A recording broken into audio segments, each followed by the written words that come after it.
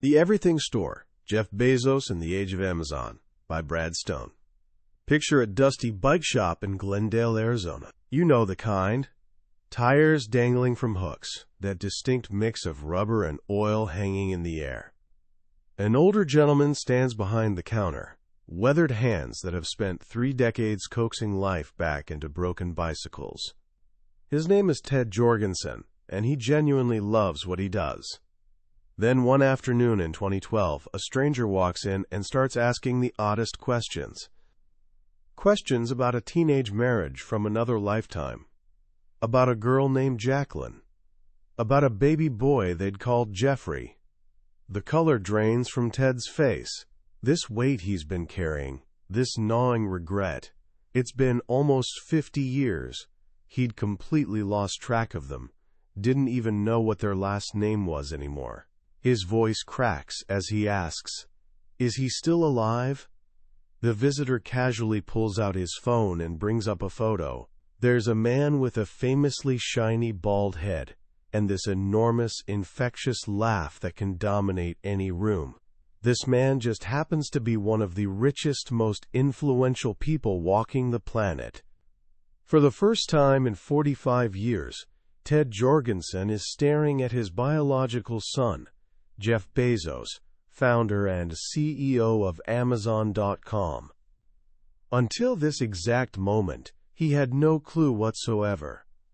This story, this quiet, almost painful glimpse into Jeff Bezos' hidden past, is where we're starting today. We're diving deep into Brad Stone's incredible book, The Everything Store, which has sold millions of copies and been translated into dozens of languages.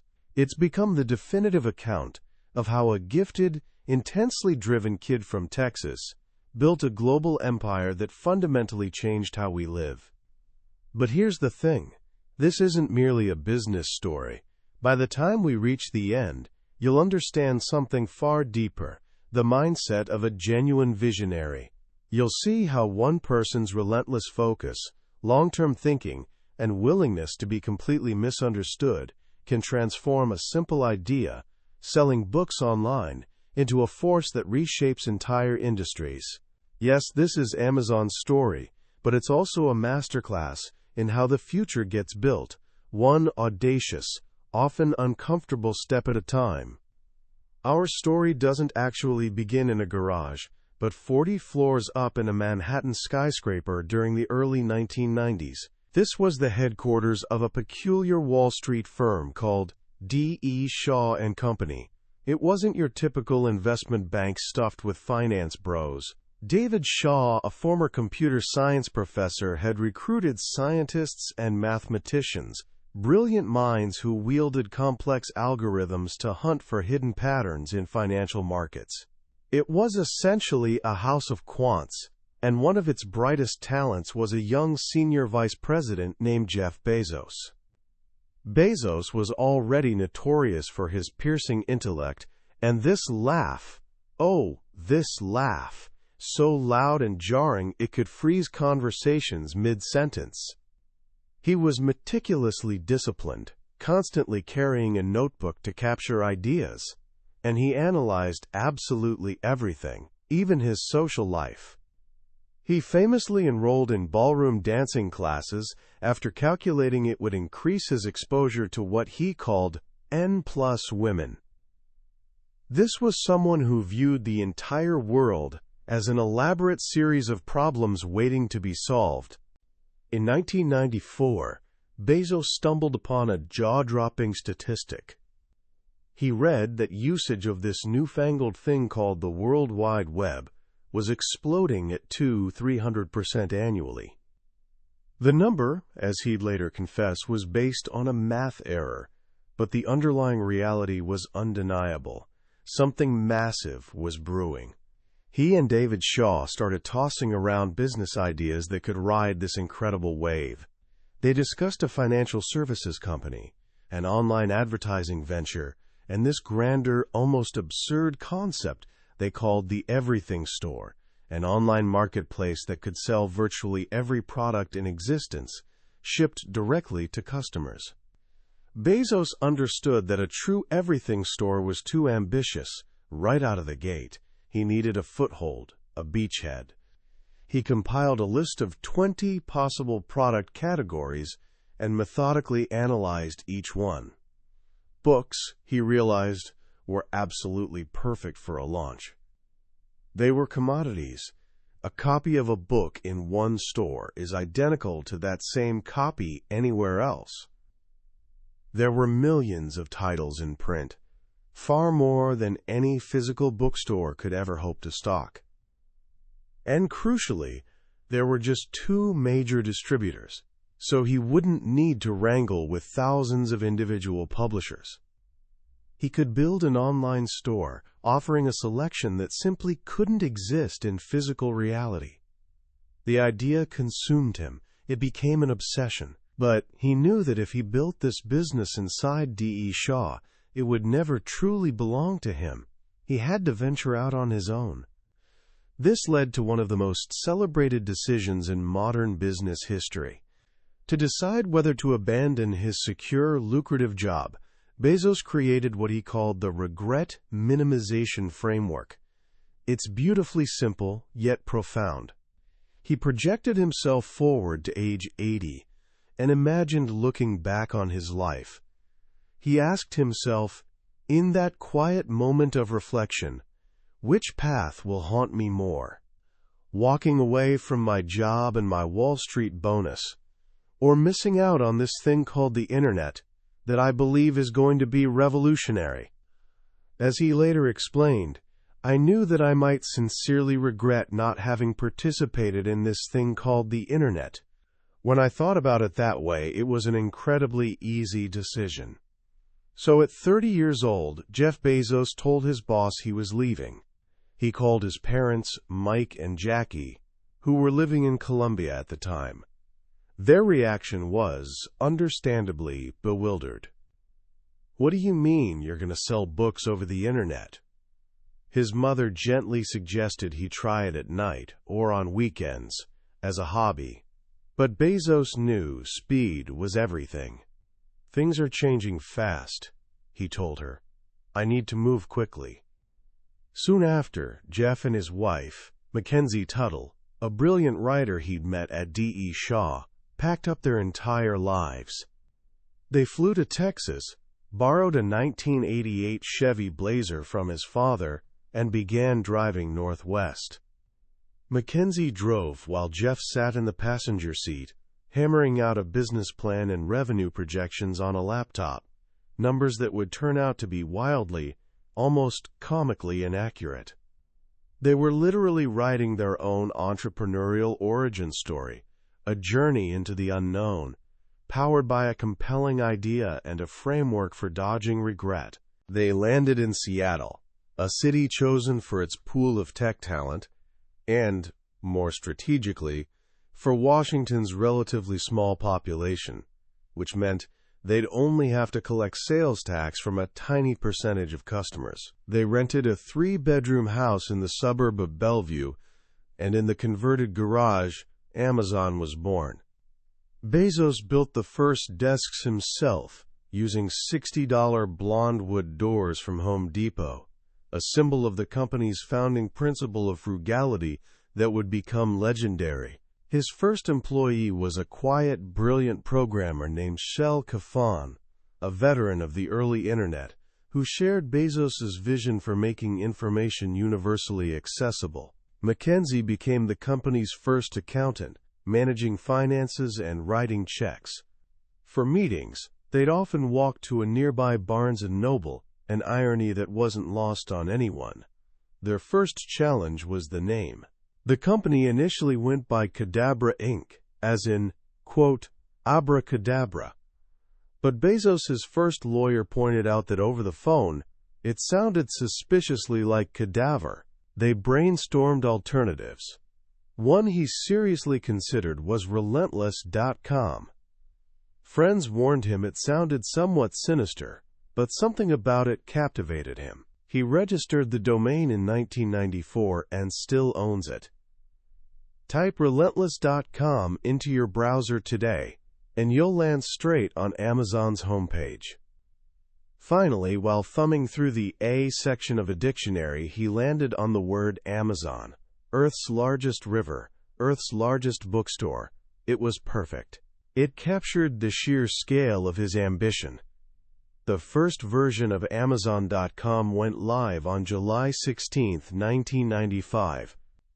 It was primitive, mostly text, with a simple blue logo of a river snaking through a giant A.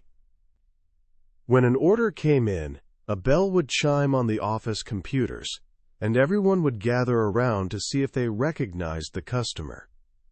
At first, they held zero inventory.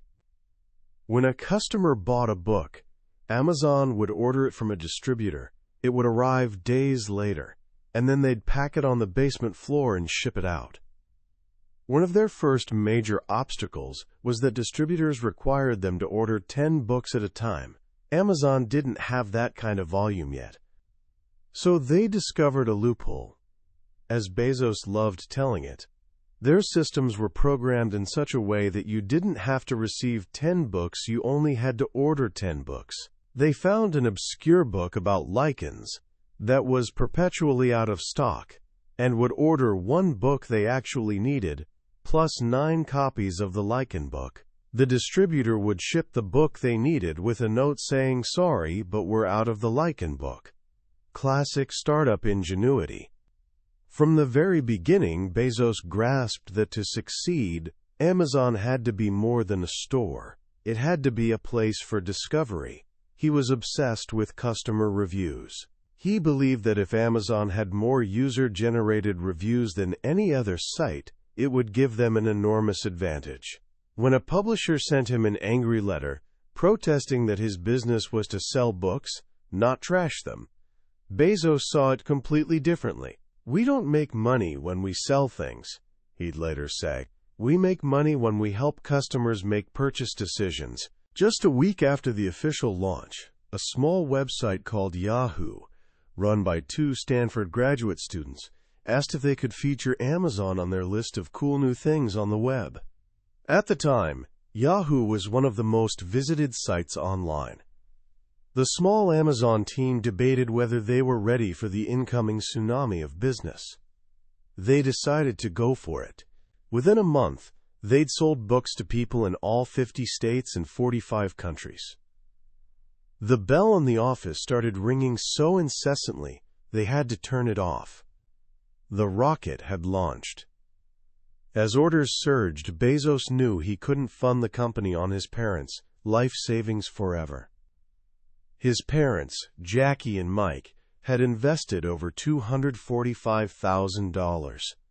With Bezos soberly warning them there was a 70% chance they'd lose it all, he set out to raise $1 million from angel investors, valuing his fledgling company at an audacious $6 million. He told every potential investor the same thing he told his parents. The company had a 70% chance of failing. Many declined, but he found about 20 investors who saw what he saw, a man with unshakable conviction about the Internet's future. He predicted a world where the Internet would be high speed, not dial-up, and that the, quote, infinite shelf space of the web would enable the fulfillment of that grand vision of the everything store. With fresh capital, Amazon grew at a frenetic pace, and Bezos began instilling the unique, demanding culture that defines the company to this day. He was determined to hire only the best, what he called A players. For years, he personally interviewed every single job candidate and even asked them for their SAT scores. Every time we hire someone, he'd say, he or she should raise the bar for the next hire, so that the overall talent pool is always improving. This became a core Jeffism, a mantra repeated inside the company for decades. The work culture was intense. The new motto became, "Get big fast." Bezos believed that whichever company grabbed the lead on the Internet would likely keep it. This meant everyone had to work relentlessly. One early engineer, Christopher Smith, worked so obsessively over an 8-month stretch that he completely forgot about his car. He only discovered its fate when he opened a pile of mail and found parking tickets, a towing notice, and finally, a letter informing him the car had been sold at auction. "Life just stopped," he recalled. "You were stuck in amber, but inside that amber was frenetic activity." In May 1997, Amazon went public, raising $54 million. But the real test loomed just around the corner. Barnes & Noble, the giant of the book world, launched its own website and sued Amazon, claiming it was falsely advertising itself as Earth's largest bookstore. Analysts predicted Amazon would be crushed. The CEO of Forrester Research famously dubbed the company Amazon.toast. Bezos addressed his employees, telling them not to worry about competitors. "Look," he said, "you should wake up worried, terrified every morning. But don't be worried about our competitors, because they're never going to send us any money anyway. Let's be worried about our customers and stay heads down focused." It was another defining moment. Amazon's obsession would be with its customers, not its rivals, and in the end, Bezos was right. Barnes & Noble struggled to adapt its massive physical distribution network to the vastly different challenge of shipping small, individual orders to countless destinations. For Amazon, that was just daily business. The dot-com bubble of the late 1990s was a period of wild, irrational exuberance.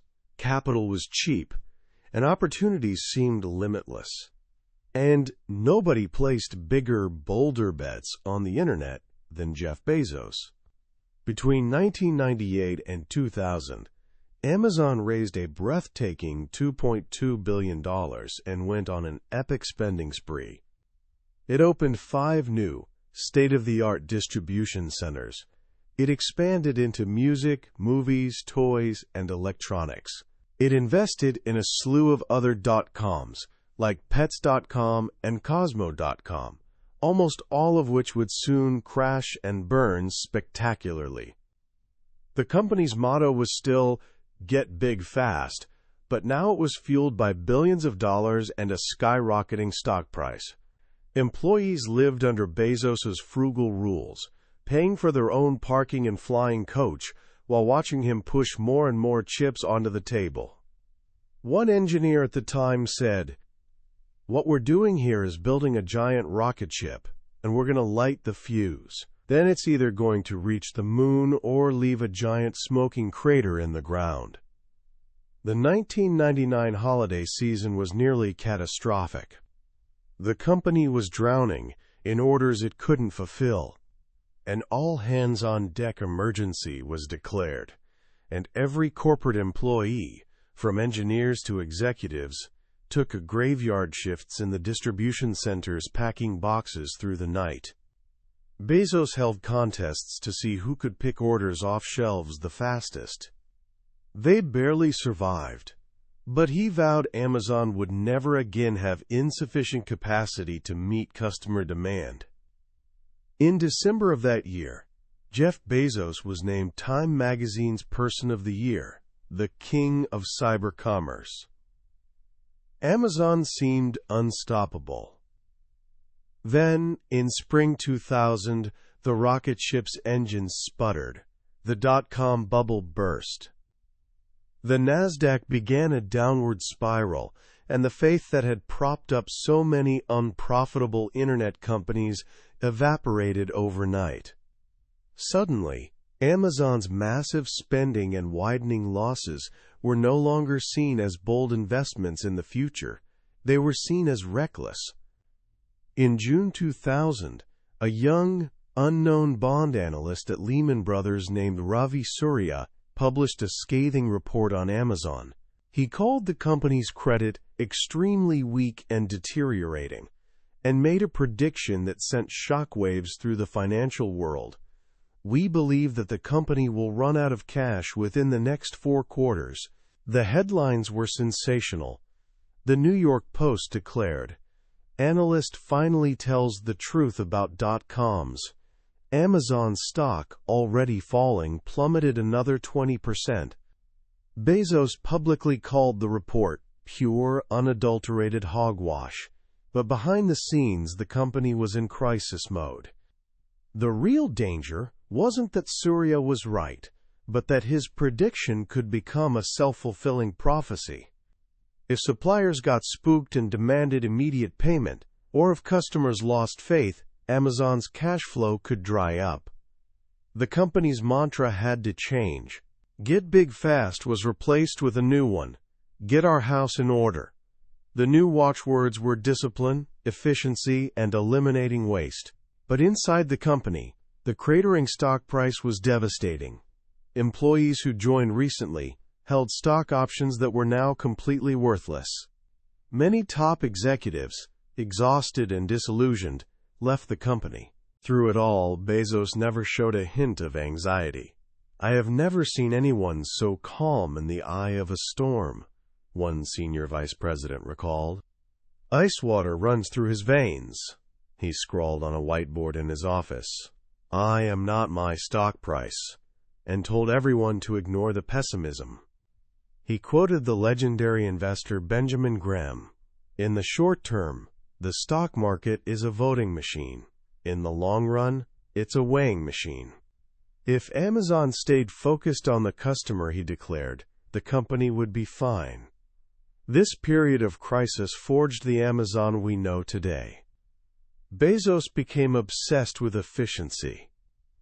He hired Jeff Wilke, a brilliant operations executive who brought the rigorous, process-driven philosophy of Six Sigma from his time at Allied Signal. Wilke transformed Amazon's chaotic warehouses into hyper-efficient fulfillment centers.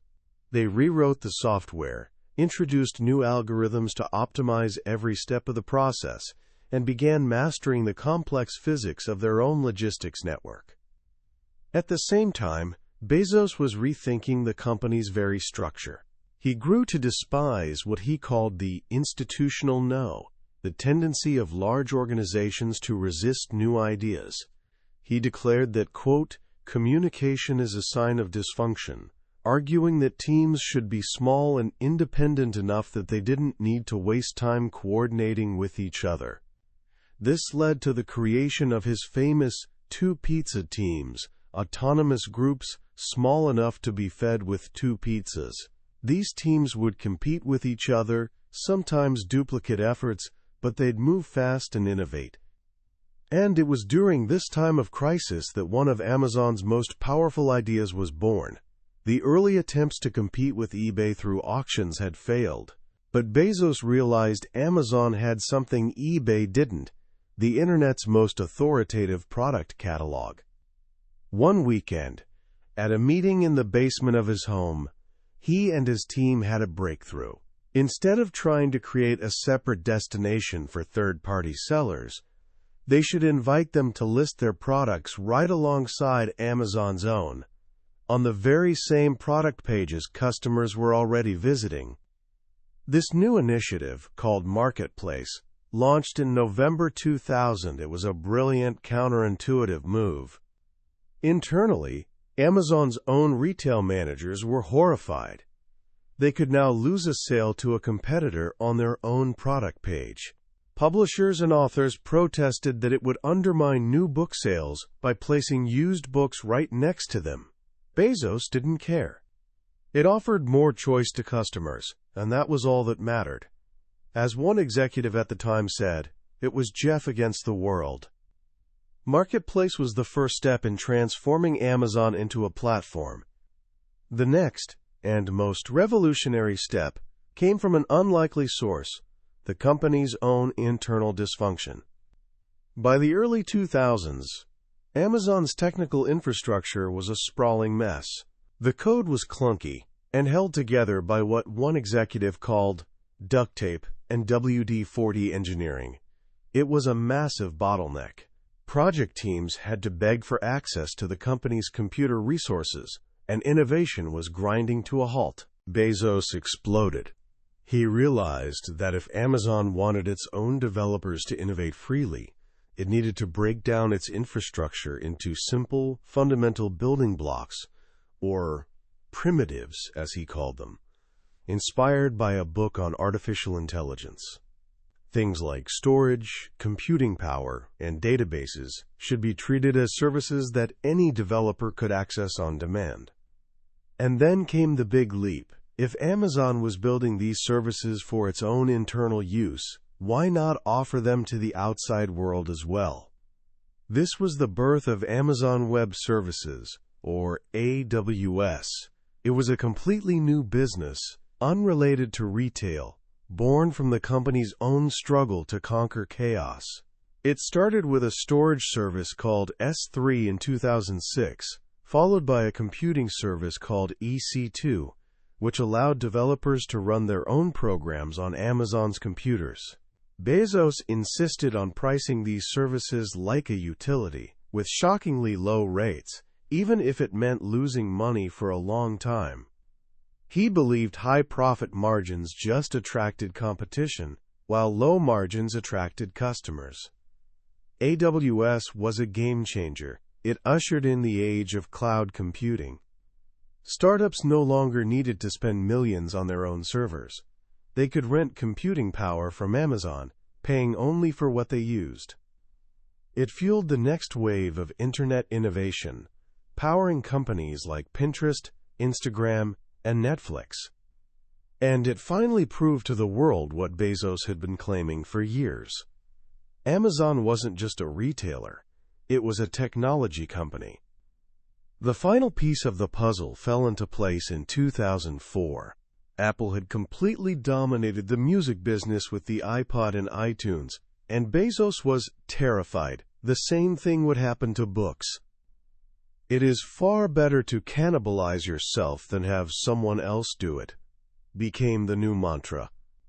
He knew Amazon had to create its own e-reading device, even if it meant disrupting its own successful physical book business.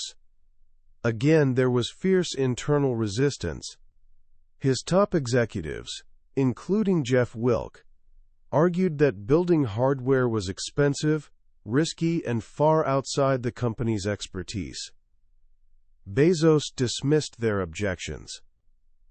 He was determined to control the entire customer experience, from the device to the digital bookstore. He put one of his most trusted lieutenants, Steve Kessel, in charge of the top-secret project, telling him, "Your job is to kill your own business. I want you to proceed as if your goal is to put everyone selling physical books out of a job." The project, codenamed Fiona, was developed in a secretive Silicon Valley lab called Lab 126. The name was a subtle nod to Bezos's vision. The 1 stands for A, and the 26 for Z, from A to Z, the everything store.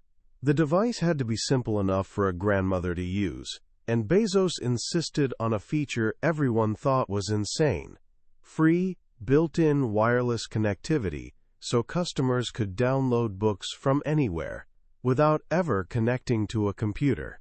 He called it WhisperNet. But the biggest battle was with the book publishers. Bezos was determined to have 100,000 titles available at launch, including 90% of the New York Times bestsellers. Getting them on board was a brutal process of cajoling, pressuring, and sometimes threatening. And he made one more audacious decision, one he kept secret from publishers until the very end. New releases and bestsellers would be priced at a flat $9.99. Amazon would lose money on every one of those sales, but Bezos believed it was a necessary investment to change customer behavior and accelerate the adoption of digital reading. The first Kindle was unveiled on November 19, 2007. It was clunky and far from beautiful, but it was revolutionary. It sold out in 5.5 hours. Amazon had done what Sony and so many others had failed to do. It had created an e-reader people actually wanted to use. It was a seamless, frictionless experience. And the $9.99 price point, as feared, sent shockwaves through the publishing industry. setting the stage for years of conflict. In the years that followed, Amazon's flywheel began spinning with unstoppable momentum. A new service, Amazon Prime, offered free 2-day shipping for a flat annual fee of $79. It was another money-losing proposition on paper, but Bezos knew it would transform customer psychology. It was really about changing people's mentality so they wouldn't shop anywhere else, one executive recalled. And it worked. Prime members, on average, doubled their spending on the site. Now, with all the pieces in place, a massive selection, a world-class logistics network, a dominant position in cloud computing, and a revolutionary e-reader, Amazon began wielding its power with a ruthlessness that startled even its own employees. The company became what one executive called a cheetah, systematically pursuing sickly gazelles, smaller competitors it could either acquire or crush. The stories became legendary. Zappos, the online shoe retailer, was driven into selling to Amazon after a brutal price war and the launch of a competing site, Endless.com. Quidsy, the parent company of Diapers.com, was subjected to an even more aggressive assault. Amazon launched Amazon Mom, a program offering steep discounts on diapers designed to bleed the startup dry. The day Amazon announced the program, Quidsy's founders were, by no accident, sitting in a meeting in Amazon's own offices, unaware of what was happening. Quidsy sold to Amazon soon after for $540 million. Amazon's power was felt not just by its competitors, but by its suppliers. It demanded better terms, steeper discounts, and more co-op marketing dollars. It used its sophisticated pricing bots to scour the web and automatically match the lowest price anywhere, often violating the minimum advertised price policies of brands like Wusthof, the German knife maker, and Dyson, the vacuum cleaner company. The message was clear: if you wanted access to Amazon's 200 million customers, you had to play by Amazon's rules. The company that started in a garage was now a global empire, an everything store that was also an everything company. It was a publisher, a movie studio, a hardware manufacturer, and a utility for the internet. It was both a missionary, relentlessly focused on its customers, and a mercenary, willing to scorch the landscape to emerge victorious. And at the center of it all was Jeff Bezos, the man with the booming laugh and the unwavering conviction. The man who, decades ago, looked into the future and decided he'd rather risk failure than live with the regret of not trying. The man who built his empire on a single powerful belief that in the age of the internet, the company that started with the customer and worked backward would, in the end, win. As we step back and look at the incredible story of Amazon, it's easy to get lost in the sheer scale of it all, the billions of dollars, the millions of products, the global reach. But I think the real power of Brad Stone's book lies in the simple, fundamental lessons woven throughout this epic tale. And there are a few I believe are especially important for you to hold on to. First is the power of long-term thinking. This is, without a doubt, the central pillar of Jeff Bezos's entire philosophy. In a world obsessed with quarterly earnings and immediate results, he's always played a different game. He built Amazon not for next month or next year, but for the next decade. When he launched the Kindle and sold bestsellers for $9.99, he was willing to lose money on every single sale because he wasn't trying to profit on that book.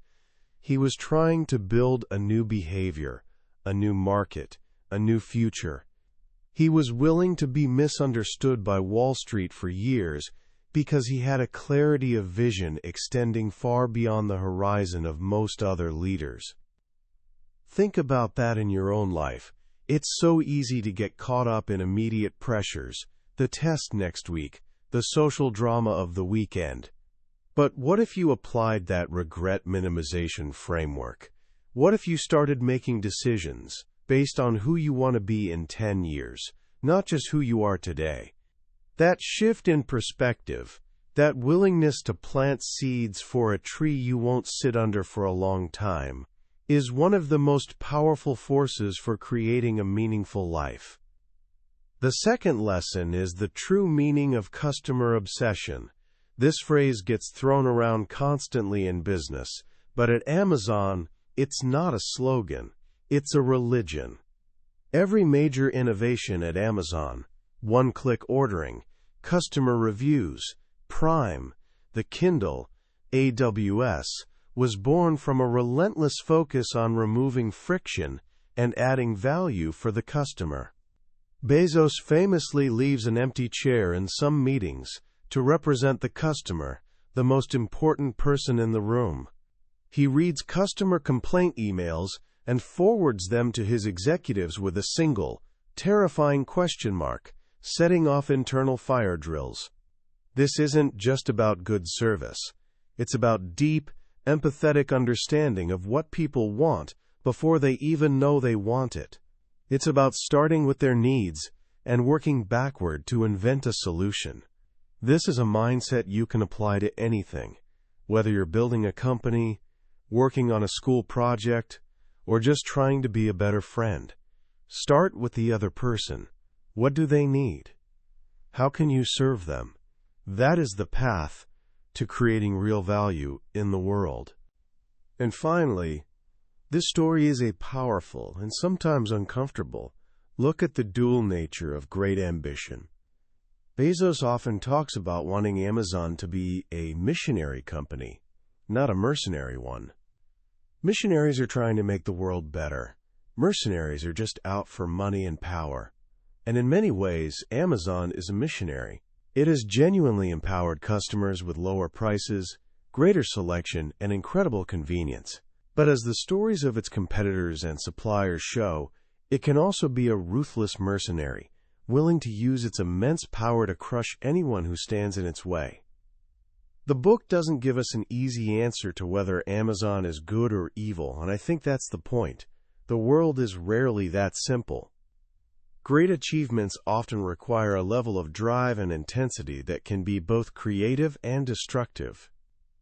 The story of Jeff Bezos is a reminder that building something truly revolutionary requires an almost inhuman level of conviction, a willingness to be the villain in someone else's story, and an unwavering belief that your vision for the future is the right one. So what can you do with all of this today? Here are a few simple thoughts. First, the next time you face a big decision, try the regret minimization framework. Project yourself to the end of your life and ask which path will leave you with the fewest regrets. It's a simple thought experiment that can bring incredible clarity. Second, practice working backward. Before you start any new project, take a few minutes to write a press release for it, just like they do at Amazon. Announce the finished product to the world. What problem does it solve? What are its benefits? This simple act forces you to start with the end user in mind, and it will make everything you create more focused and impactful. And third, think about your own personal flywheel. What are the 2 or 3 things that, when you do them consistently, create a virtuous cycle of growth in your life?